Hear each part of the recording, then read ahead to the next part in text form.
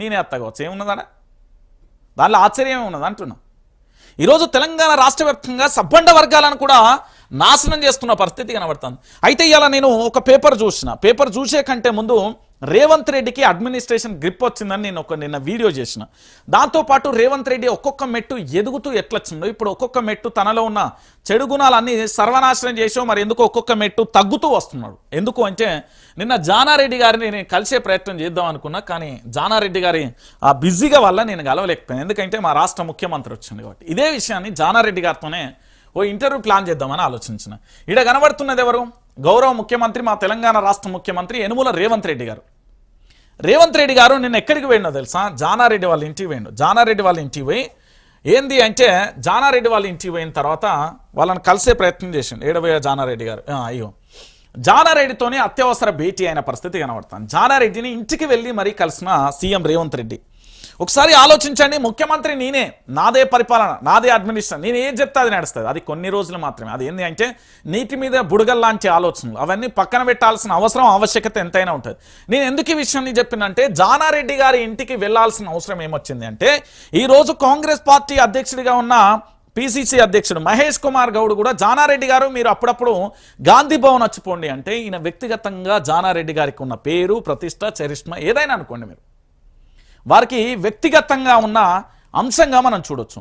ఈరోజు తెలంగాణ రాష్ట్ర వ్యాప్తంగా కూడా జానారెడ్డి గారికి సంబంధించి వారు రాజకీయంగా వారికి ఒక మంచి పేరు ఉన్నది. కేసీఆర్ గారు కూడా పాపం జానారెడ్డి గారిని ఒక మాటను గౌరవ పెద్దలు, సభలో పెద్దలు గౌరవనీయులు జానారెడ్డి గారు అని చాలా అద్భుతంగా కూడా వారిని పేరు చాలా ఏంది అంటే గౌరవంతో వాళ్ళను పిలిచే పరిస్థితి ఉంటుంది. ఈరోజు కాంగ్రెస్ పార్టీకి సంబంధించి జానారెడ్డి గారికి సంబంధించి ఇంటికి వెళ్ళిండు అంటే ఒకటి ముఖ్యమంత్రి పీఠం గడగడగలాడుతుంది, అది ఉంటుందా ఊడిపోతుందా అన్నట్టున్నది. ఇప్పుడు తేనెతెట్ట పెట్టింది, తేనెతెట్టను మళ్ళీ తర్వాత తేనెటీగల మకరందాన్ని మళ్ళీ స్వీకరించి ఆ తేనెతెట్ట ఎండిపోయింది, అది చెట్టుకున్నది, అది సగం వరకు ఊడింది, అది ఉంటుందా కింద పడుతుందా అన్నట్టు ఈరోజు ముఖ్యమంత్రి పీఠం కూడా కరెక్ట్గానే ఉన్నది. దీంట్లో భాగంగానే మొన్న ముఖ్యమంత్రి ఏం చేసిండంటే భారతదేశ ప్రధాని నరేంద్ర మోడీని కలిసిండు. ఆ తర్వాత ఏం చేసిండు అంటే భారతదేశ ప్రధానిని కలవడంతో పాటు ఇక రాష్ట్రంలో ఉన్న కీలక నేతలను కూడా కలిసే పరిస్థితి వచ్చింది. ఇప్పుడు ఏకు మీద ఏమైందంటే రాహుల్ గాంధీ మీనాక్షి నటరాజన్ పెట్టి ఇంకా ఇబ్బంది పాలు చేసే ప్రయత్నం జరిగింది. అంటే ఒకసారి మీరు అందరూ కూడా ఆలోచించాల్సిన విషయం ఏంటంటే ఈరోజు తెలంగాణ రాష్ట్ర వ్యాప్తంగా జానారెడ్డి గారిని కలవాల్సిన అవసరం ఏమొచ్చింది అంటే ఈరోజు జానారెడ్డి గారు లేకపోతే తెలంగాణ కాంగ్రెస్ లేదు. ఒక్కటే మాట, జానారెడ్డి గారు కాంగ్రెస్ పార్టీకి సంబంధించి ఒక్క మాట చెప్తారు, జానారెడ్డి గారు లేకపోతే కాంగ్రెస్ పార్టీ లేదు. అది సింపుల్, ఇంకా మీరు ఎక్కువ మాట్లాడాల్సిన అవసరమే లేదు. సో మొత్తానికి జానారెడ్డి గారిని రిక్వెస్ట్ చేస్తున్నాడు, బతిలాడిండు. సరే మొత్తానికి పెద్దలు గౌరవనీయులు జానారెడ్డి గారు ఏం చేసిర్రు?